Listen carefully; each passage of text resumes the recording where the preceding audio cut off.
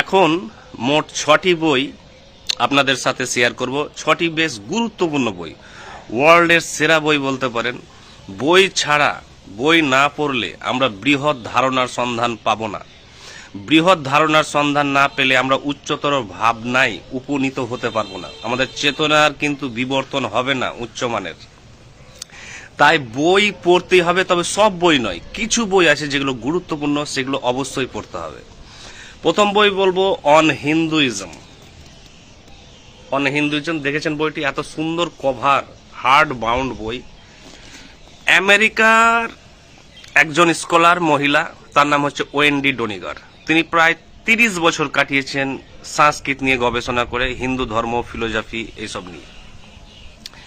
তো তার বই অন হিন্দুইজম, হিন্দু ধর্ম আসলে কি এই সম্পর্কে কিন্তু জেনে রাখবেন 99% মানুষ জানেন না। যেটা জানে সেটা শুধু পৌরাণিক কাহিনীগুলো, প্রচলিত যেগুলো আছে সেগুলো।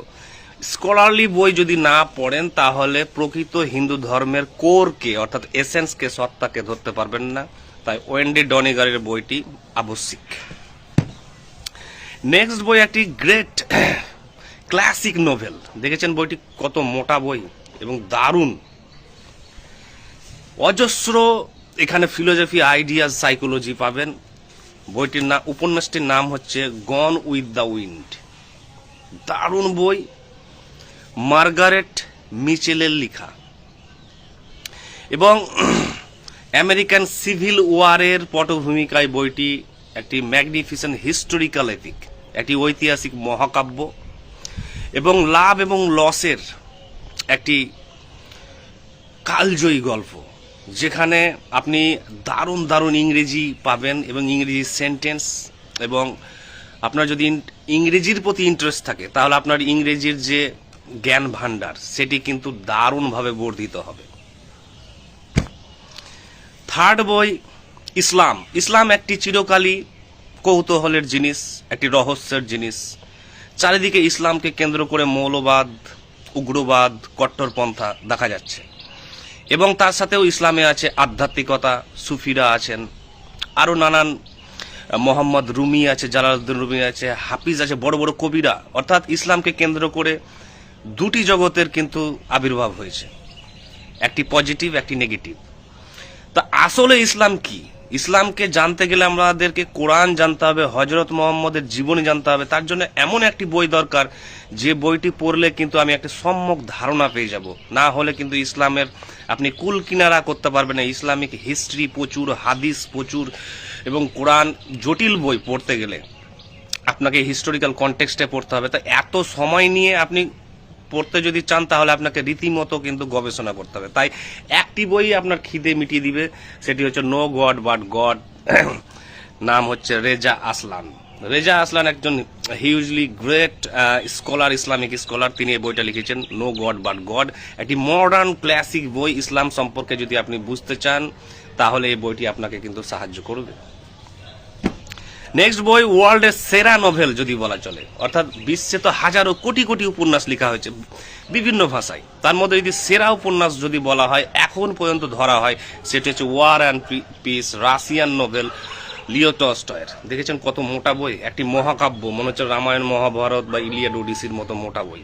এই বইটি যদি পড়েন তাহলে আপনাকে হয়তো আর কোনো বই পড়তে হবে না উপন্যাস। এতটা তার ব্যাপ্তি, স্কোপ এবং এত ফিলোসফিক্যাল ইনসাইট, অন্তর্দর্শন, উপলব্ধি, গভীর জগৎ, অর্থাৎ গোটা ওয়ার্ল্ডকে নিংড়ে এখানে কিন্তু আলোচনা করা হয়েছে।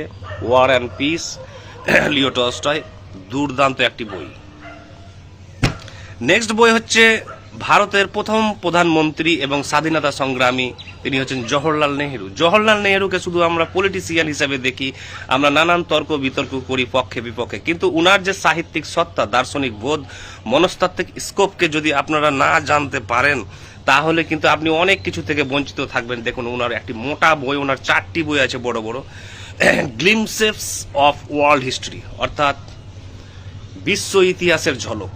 দারুণ বই। এই বইটিতে ছোট ছোট প্রবন্ধ টাইপের আছে, ধরুন রিফ্লেকশন, মনন আছে। এবং তার কন্যা, অর্থাৎ ইন্দিরা গান্ধীকে তিনি এই চিঠিগুলো লিখতেন এবং সেটি সংকলন করে হয়েছে এই বইটি। এত মোটা বই, ওয়ার্ল্ডের সমস্ত হিস্ট্রি, সভ্যতা, কালচার, রিলিজিয়ান আপনি সব জেনে যাবেন। এবং এই বইটি যদি কোনো স্টুডেন্ট হাতে পেয়ে যায় বা কোনো যে কেউ ব্যক্তি যার জ্ঞানের প্রতি আগ্রহ আছে বা প্রয়োজন আছে, তিনি কিন্তু দারুণ সমৃদ্ধশালী হবেন, কিন্তু মনস্তাত্ত্বিকভাবে, বুদ্ধিগতভাবে। গন গ্লিমসেস অফ ওয়ার্ল্ড হিস্ট্রি, দারুণ একটি বই।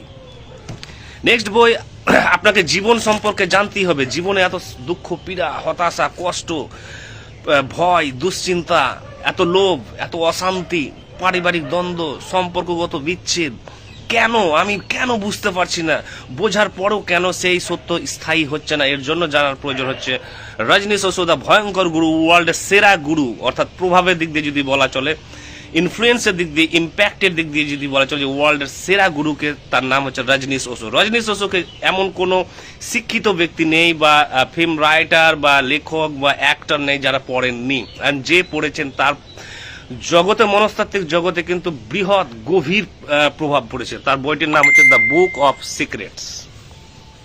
দ্য বুক অফ সিক্রেটস, এত মোটা বই, হার্ড বাউন্ড বই, একটি যদি রাখতে পারেন নিজের কাছে তাহলে সারা জীবন আপনাকে সাহায্য করবে যখনই আপনি দুঃখ, পীড়া, হতাশায় থাকবেন। এই বইটি মূলত কিন্তু বিজ্ঞান ভৈরবকে কেন্দ্র করে লেখা, অর্থাৎ বিজ্ঞান ভৈরবে একটি হিন্দু শাস্ত্র যেখানে 112 রকমের ধ্যানের কথা বলা হয়েছে। ধ্যান ছাড়া আপনি জীবনে কিন্তু শান্তি পাবেন না। আর সেখানে সুন্দরভাবে অ্যানেকডোটালি এবং ইন্টারটেক্সচুয়ালি কিন্তু ওশো কিন্তু এখানে দারুণভাবে বলেছেন তিনি, এবং এই বইটি আমাকেও আমার পার্সোনাল জীবনে কিন্তু ব্যাপকভাবে অনুপ্রাণিত করেছে।